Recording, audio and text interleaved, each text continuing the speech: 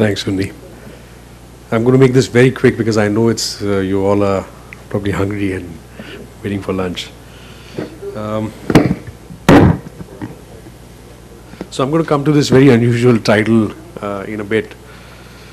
The basic idea of this presentation was when it's an experiment that we did in our newspaper, and it's worked out well. So Oni sort of suggested that this will be a good idea for us to present as, and I'd like to make it as interactive as possible, because this idea is just to it's in an experimental stage what we have tried to attempt, and it's something that we believe may be a interesting concept as a new way of moving forward for sustainable wealth creation.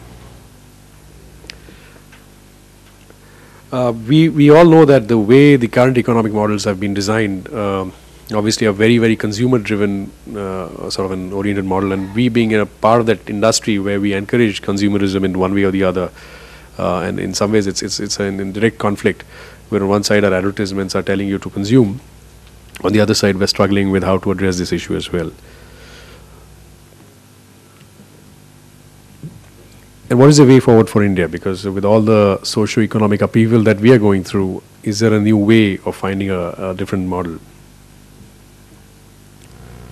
So we thought, can we create a model which is less stress-oriented, minimum tensions, when you're expanding, do we expand for the sake of expanding? Is there a different way of looking at, a business model totally? And it's challenging because when you're in a line which is quite traditional, in some ways it's in the West it's declining, over here it's booming to a certain extent.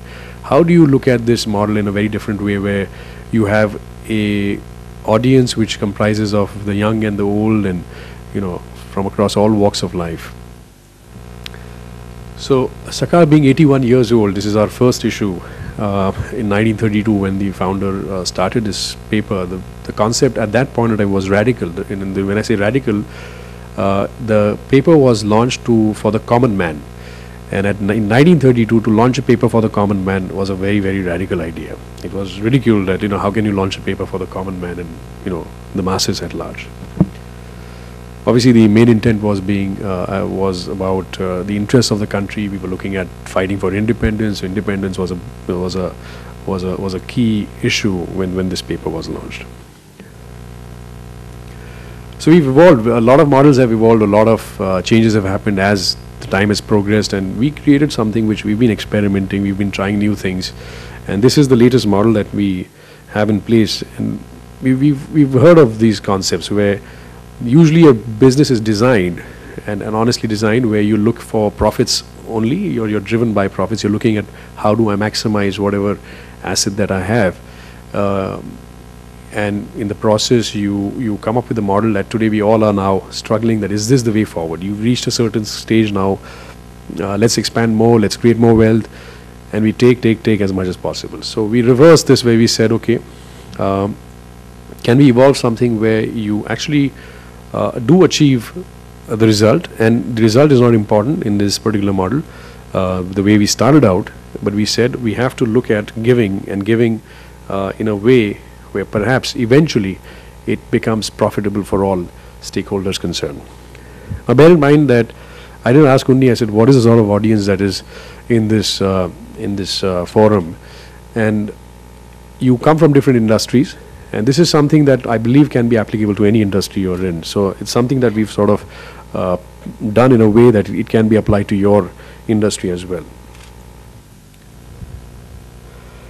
Primarily, any model or anything that we face, we really have these two, I'll say enemies that we were dealing with, and these are universal. It's nothing new.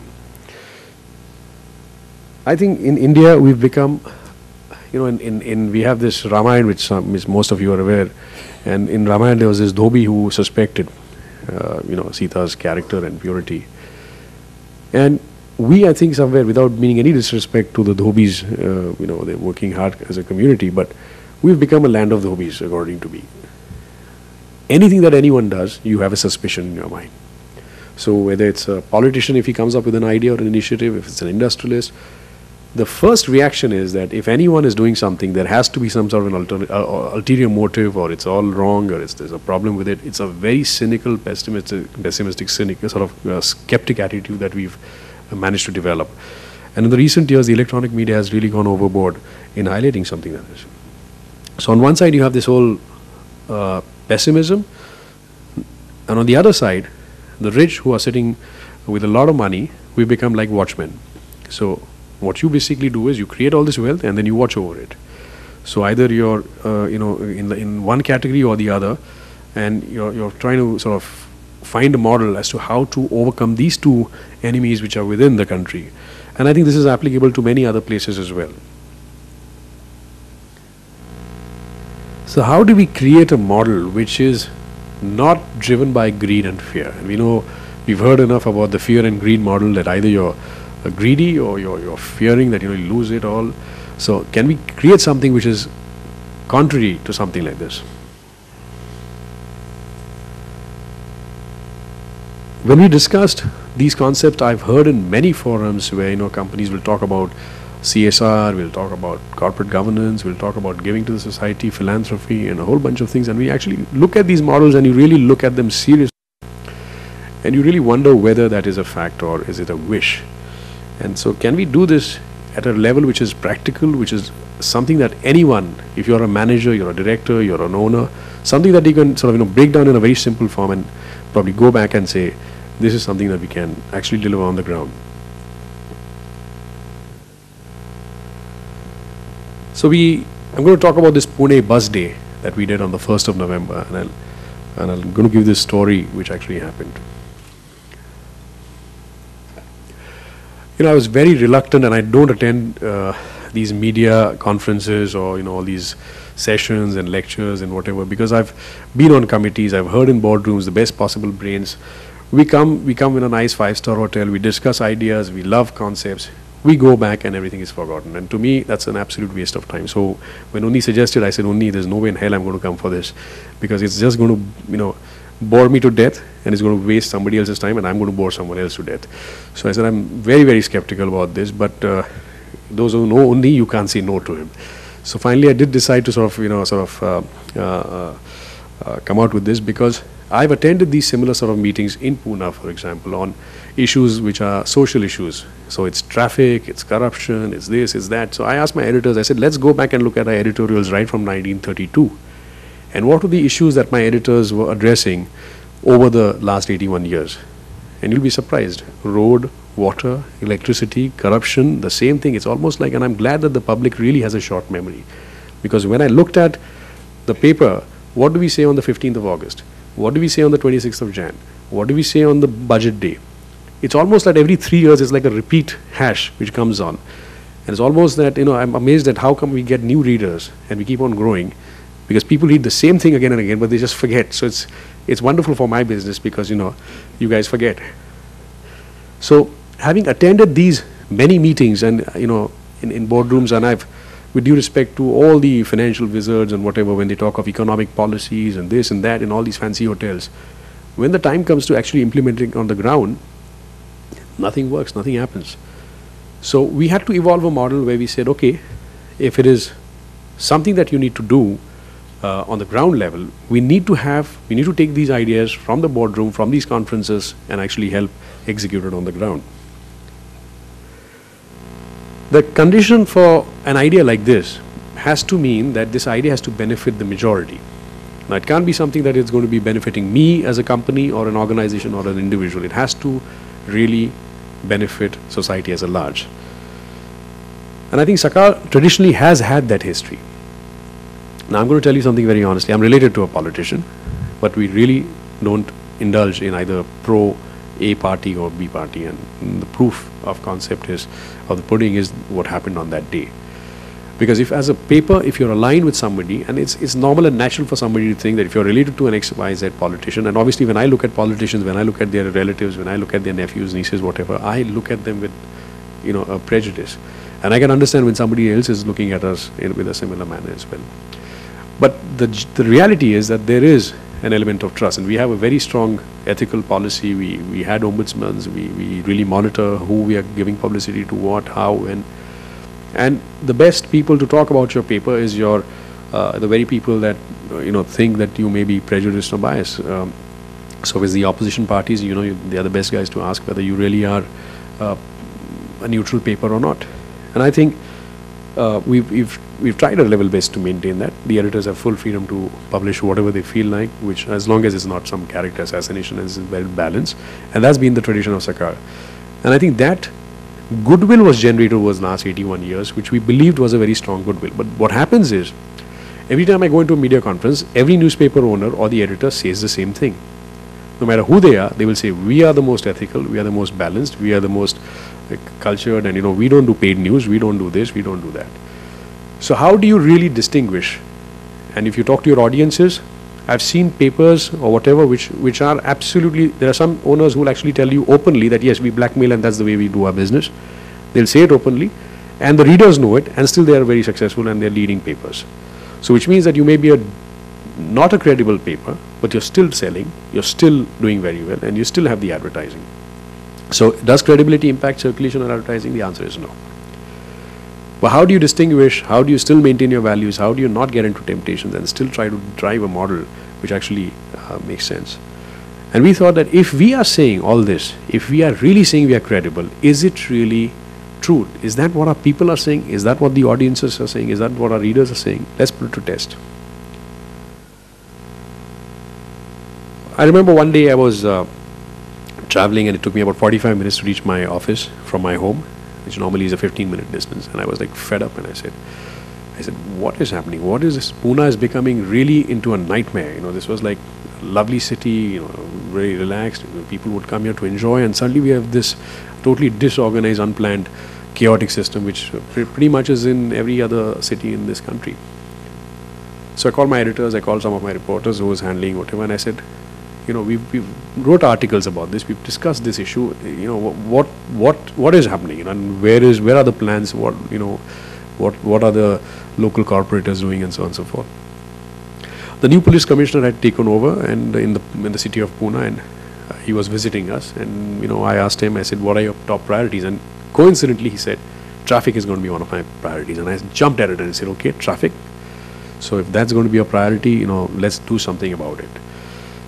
So this was something which happened on the 15th of October or 16th of October. This is an experience which the commissioner and I had the first meeting.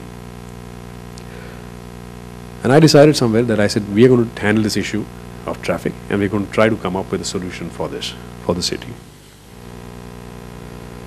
We created this concept where the first thing that we started doing was, I said, okay, if this traffic is an issue, I'm sure there are many competent authorities who are working on this subject. So let's start meeting every one of them. And this is a photo that the school children have done when on the bus day, when I'll talk about what actually happened, but this is something that they've done on their own. It's not something that we as a paper initiated. They took this photo, this one of these schools, and sent it to us. So the first thing we did was participation. Now here's what really was fantastic. So I had the first meeting on, you see one of these snaps in my boardroom right there. I think I have a cursor here somewhere. So then the center photograph there where, the police commissioner is there. And so we called all these, and we decided not to call all the stakeholders together. That's like the worst thing you can possibly do. So we decided let's focus on the bureaucracy and the administration guys first. So we called them independently and we said, okay, explain to us what the problem is. So the police commissioner started saying that we don't have police, we don't have the money, we don't have this, we don't have that. So we started listing down and said, fine, if this is the problem, let's just make a list and let's move on. Subsequently, we started meeting with the politicians, with NGOs, with anybody who was in authority on the subject, or general people at large. A whole bunch of people we started interacting, and we went to almost everyone who was out there. We had these meetings where we invited people, and what I realized that a lot of good ideas were coming in. There were reports made, there were studies done, there were all sorts of things multinationals had prepared, and so on and so forth. So we compiled all that data, we got everybody to participate, understood their opinion, and we did the following. We actually went out. I mean, although I'm an owner of a paper and I'm not someone who goes and does public rallies and whatever, I told my editors and my reporters to go and address people as if you are running a political party. So I went into slums, I went into these halls, and people at large were invited generally, and we started speaking our heart out. And we may not be good at being a good orator or whatever, but we said, like, look, we want to solve this, we want to understand what's happening. And we went to the very vote bank that the politicians have. And when we started touching in the vote bank, we got an unbelievable response, because suddenly the people in the slums and the masses at large were responding in a way that we never imagined. We ensured that whatever we were doing was accountable and was transparent. So everything that was happening was being reported in the press on a daily basis from that day on. That this is what is happening, these are the opinions, here's what's happening. And we gave it a very positive feel. We did not give it in a way where we were critical, or we were saying, here is a problem, here is an idiot, he doesn't know what to do, he doesn't know how to handle the police or whatever it is. We said, look, here are the difficulties, let's look at a solution. We started working on this. We started spreading the word, so to speak. We designed a plan that what do you do, sort of with the authorities, made it simple, made it visual, made it graphic, so everybody knew kind of what everyone was supposed to do. We decided that 1st November will be the bus day. My dream was that, okay, if public transport is what you need, what do we have to do? And they said we need about additional 1,500 new buses. So I said, okay, the corporation doesn't have 1,500 buses. Let's just go hire those 1,500 buses. Now, where do you hire the 1,500 buses from? So I spoke to MSRTC. I said, from all over the state, whatever buses we get, we'll hire them. I spoke to companies. We went to chambers of commerce, whatever. And we realized that there's going to be a huge amount of money if you want to hire these buses. But let's see. But how do you get these buses? How are they going to be driven? Who's going to plan the routes? All these things were happening. Now, what we did was we went to all political parties. Every single one of them. I spoke to the Chief Minister, I spoke to Raj Thackeray, Uddhav Thackeray, Nitin Gadkari, Gopinath Munde, every political party, and fortunately they all are my good friends, and every single one of them agreed to help out. And the fact that the paper was a credible, good paper for 80 years, a neutral paper, everyone said, no problem, if you guys are doing it, we are on board. So it started with the politicians of every party coming in together from top to bottom, and we went down to the corporator level. So we involved all of them. We called all these guys, all the corporators to the meetings of all the parties, and we said, look, this is what we want to do. What are your ideas? How do we spread the word to the entire city? And because the response was coming from bottom up, they also realized that the people, their constituencies, their vote banks were telling them that, listen, we want to do this. We want to go by bus on the 1st of November. You got to support this. You better make sure that this is going to be a part of it. Suddenly we have all these politicians from all over coming and endorsing and saying, we are going to support this. As the politicians start coming in, the response we started getting was phenomenal. You see these little children, school kids, the schools got involved, the principals got involved, the Rotary Club, Art of Living. I got a call from Shri Ravi Shankar. Art of Living wants to get involved. All their volunteers wanted. So all these spiritual gurus got involved. Everybody suddenly wanted to have this piece of action where they were all coming together for a common good to solve Pune city's traffic issue. Online support, you won't believe it. Normally, anything you do, you'll have a whole bunch of guys who are negative, cynical, whatever. If you actually went and monitored online, we did not have a single negative comment about this whole initiative. We had total 5 million people participating in this initiative. We created these new maps, like, you go to London, you have an underground, and you know what your tube is, which whatever. We designed these things. We took the expertise of the authorities who were out there, and we created how do we increase these efficiencies. These were like very new route plans. It never happened. The PMPL, the transport body, actually sort of adopted this entire underground plan that we decided to do. We got a huge support. These photographs are people from all walks of life. People went and decorated the bus stops. People went and these were the drivers. Different communities came in. All the religious communities came in. They said, the Muslims came and they said, we all are supporting this thing. And can you ensure that if Muslim ladies are traveling, they have a special status and this and that and whatever. So all sorts of requirements, and people were coming and saying, how can we help? How can we volunteer? The first check I got was from the housemaids, all the domestic bais who come and clean your homes. They collected 31,000 rupees and gave me that money, saying that, look, this is my contribution. All the panwalas of Pune, They came in and they said, we want to contribute.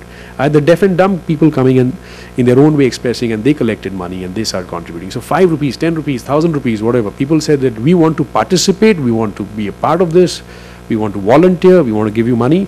And the donations started coming in because we want to hire these buses. It was a very, very expensive affair. These are all genuine photos.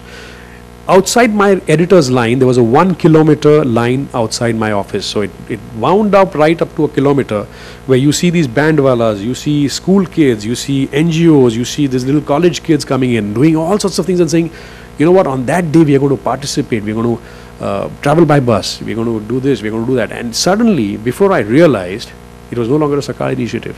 Everybody owned it. So they had these little badges called Bus Day badges, the logo that you see.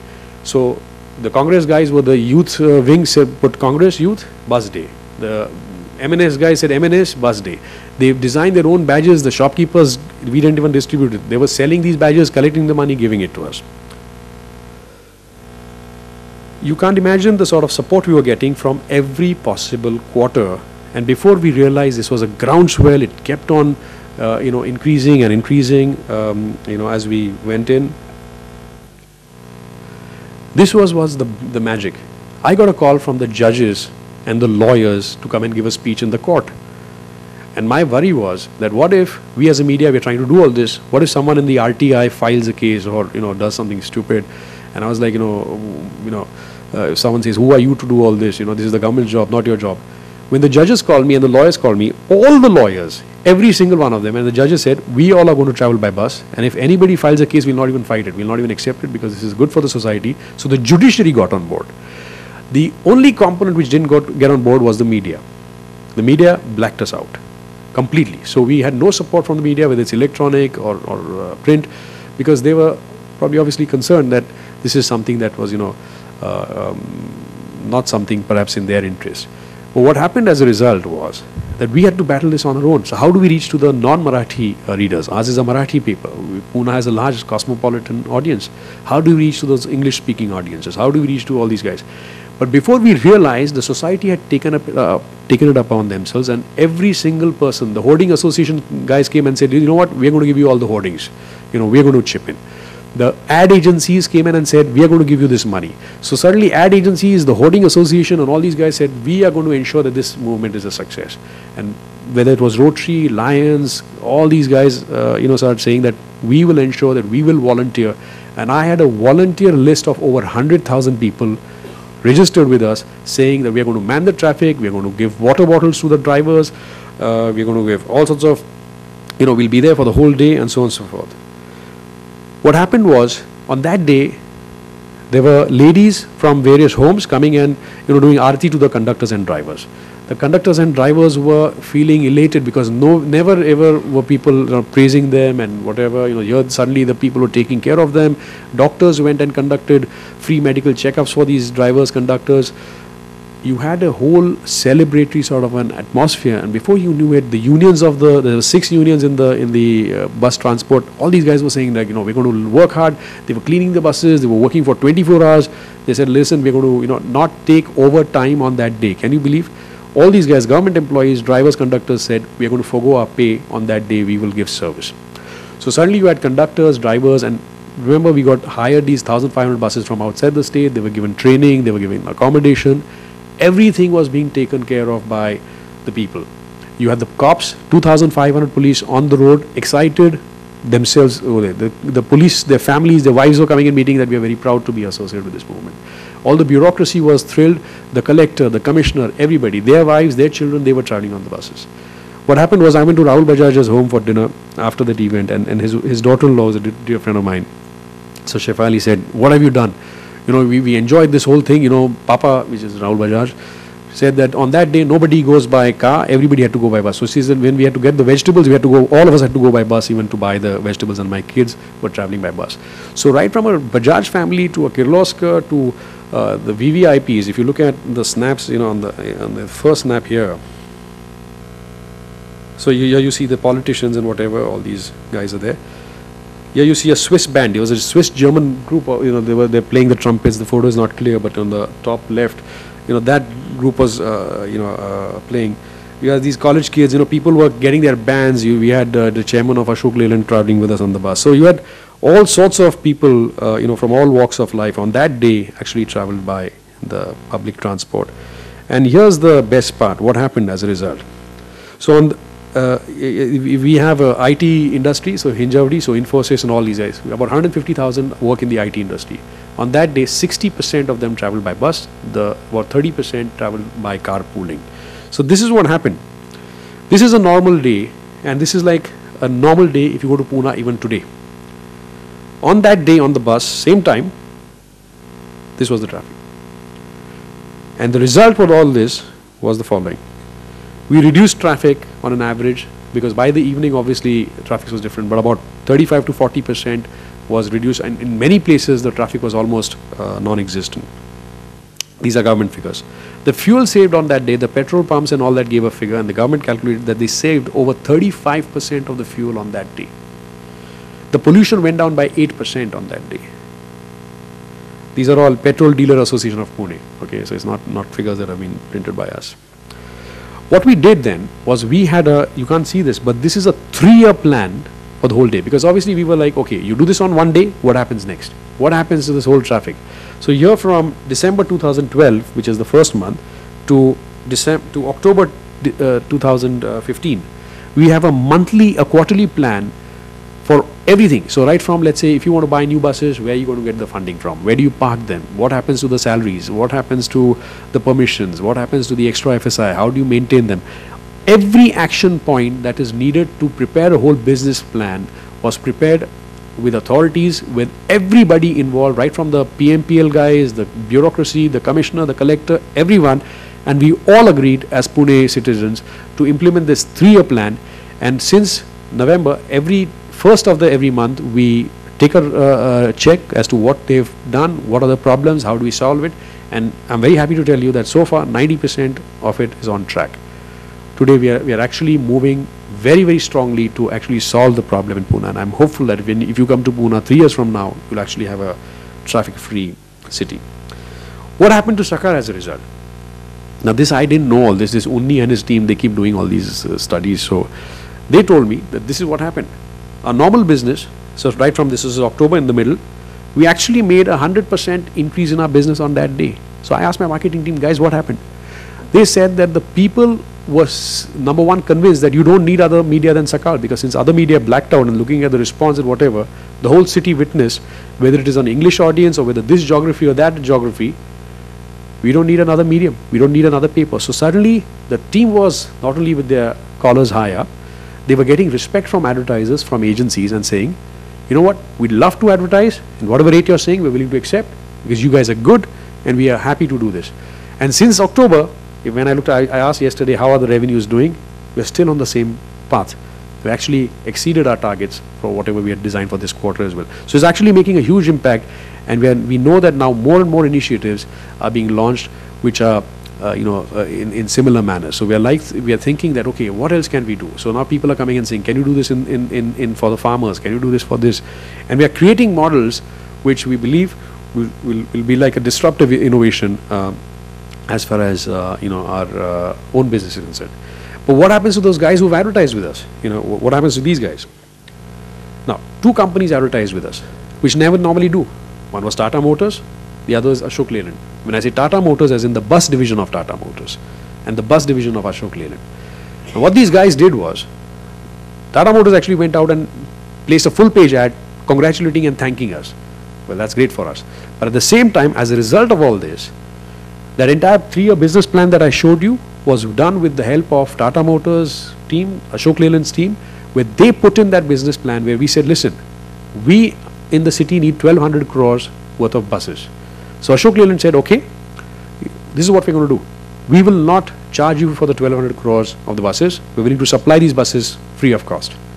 It's in writing, but we will take, we'll operate it, we'll take a per kilometer rate according to whatever the corporation has set as a limit.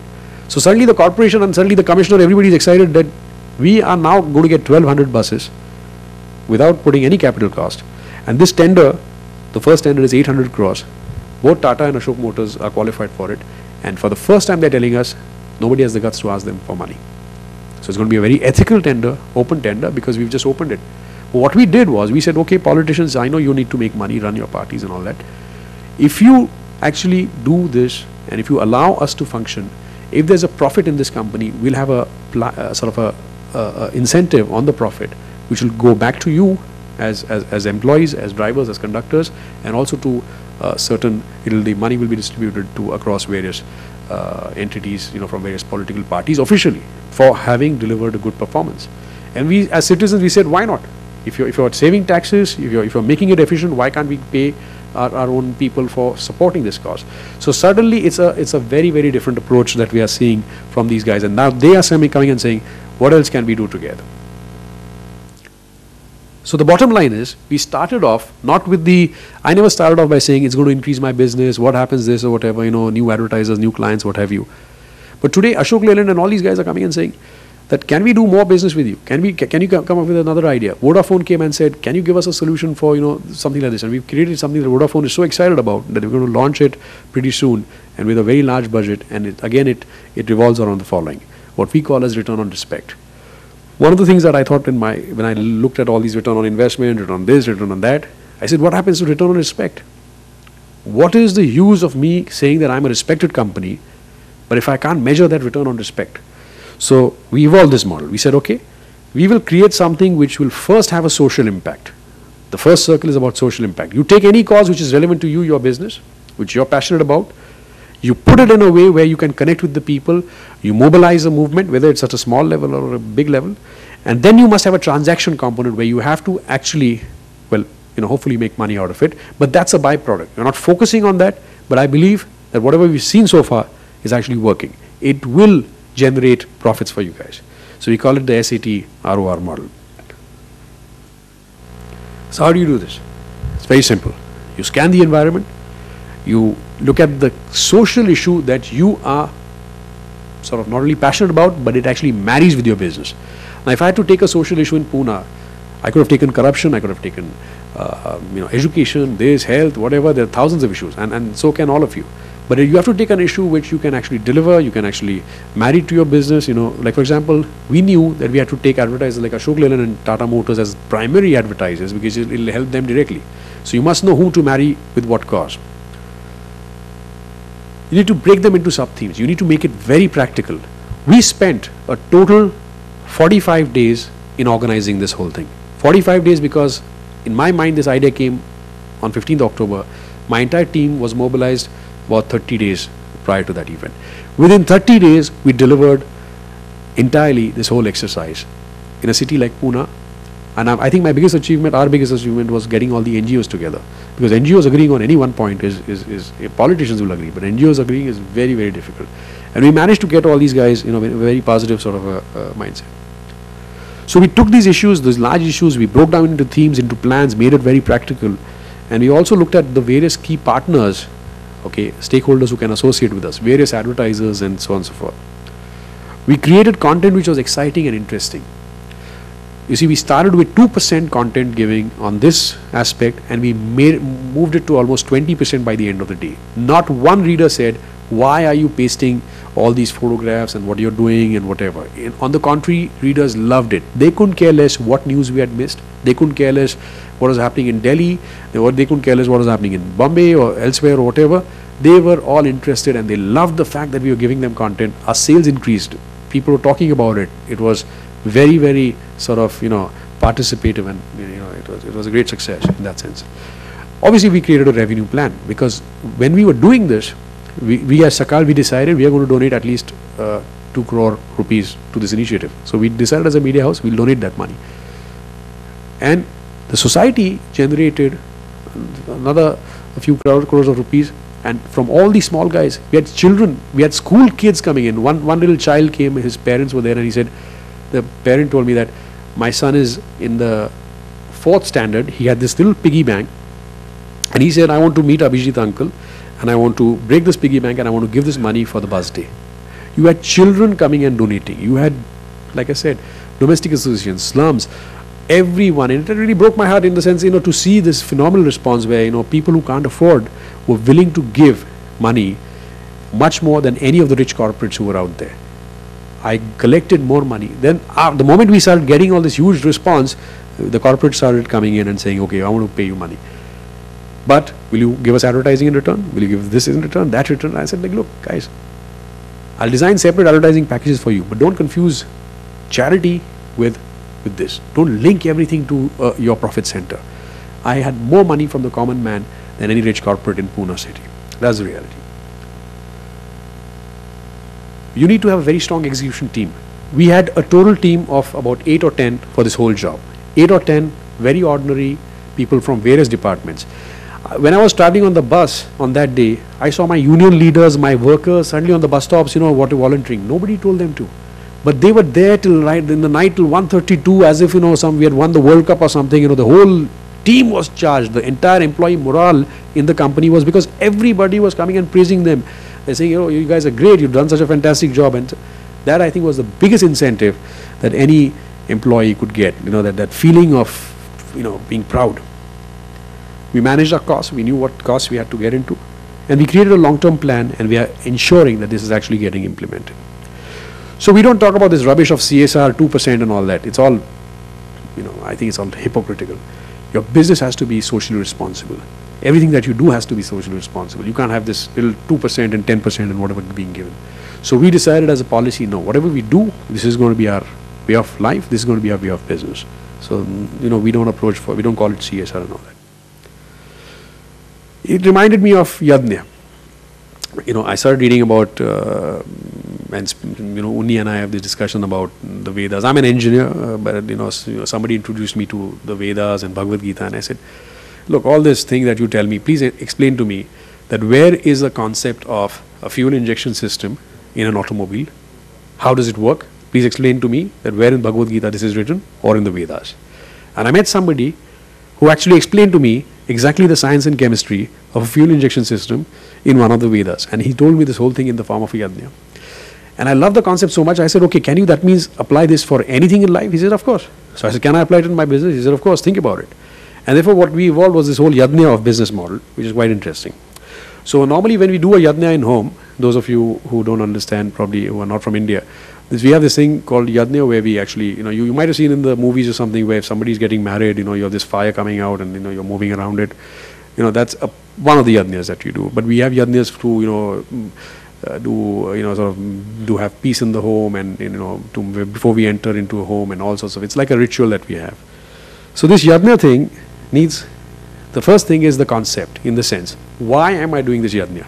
Is it to have peace of mind, or I want to move into a new home or whatever? So this concept, this wish that we want to do something for the society is the first thing that we decided to sort of, start with. So you have to have the right intent, the right wish to decide what you want to do. The second ingredient obviously is the infrastructure. When you do a Yajna, you have this little bricks and whatever, you need to have the right infrastructure in place. So in the case of PBD, we knew that we had the facilities of a newspaper, we had all this infrastructure, we were gearing up that infrastructure to do it. The third thing was raw materials. When you put all those different types of wood and things like that, you need to have this raw materials. So we said, okay, do we have the raw materials to actually deliver this whole concept? So we managed to have those right people, right ingredients in doing something like this. This is the most important element, which is regulation. If those of you who cook, that if you are regulating, you must heat at the right temperature. If you don't heat, you're cooking something, and if you do it on high heat or low heat, it will just destroy. So the regulating part of it is very important, and that regulation for us was in the form of the right type of coverage. How much do we give? How much do we increase the heat about this? It shouldn't look as if we are talking about ourselves or we're praising ourselves. How do you regulate the whole process going forward? The fuel. We needed the money. You needed something that you can actually get, and that's where we got from the society. We got all the money from charity, from donations, our own money, and so on and so forth. We did all this. We invested, and by doing all this, we ensured that we are not doing it for profits, but it actually just worked out in a way that it was not, because you were doing something with a serious intent. You didn't waste money unnecessarily here, there, whatever, and it actually helped our bottom line grow very, very stronger. The point is, finally, you have to be able to digest this. I can never understand a concept where a company comes and says, okay, we are now 100 crore turnover, now we are going to be 500 crore turnover. I come from Pune, where we are proud to say that I have only one shop and I don't have another shop. I think that's a great philosophy. Why should you have this crazy expansion ideas, give yourself stress and tension and all that rubbish? Is not necessary. So I decided to reverse that, I don't want to have any of these growth plans or whatever. We just want to have fun, stress-free expansion, and whatever we do, we must be able to digest. It's like your food. If you overeat, you keep on eating, you're just going to burst and die. So can we create something where whatever we design must be able to digest and digest healthily? And that's important for us. So really it's about trust. I believe that we have to learn to trust each other, with all the prejudices, whatever one may have to say. You just jump into it, see if things work. And in our case at least, it proved that whether I was related to a politician or whatever, all these things which were in my mind that, will people trust me? Of course, the good thing which happened was that after this, every political party wanted me to stand for elections and, offered me tickets to stand. And some of the skeptics were also that maybe you did all this for, political reasons or also whatever, but trust me, I have no interest in politics. So the point is, we want to be Bharatiya. And when I say Bharatiya, it's not about Indianness. I mean, when I asked, what does Bharat mean? The word Bha stands for light or energy, and Rath is those who devote or worship it. In some ways, you're moving to the, from darkness to light, which is why we lit that lamp before we started, so that it reminds us that you're moving from darkness to light. So really, if you can come up with something like this where you're true Bharatiyas globally, it would be a great thing to achieve. So inspired by Mahatma Gandhi, I think somewhere we just thought that whatever change we want to do in the society, we need to be that change. And I think with this, I would like to say thank you.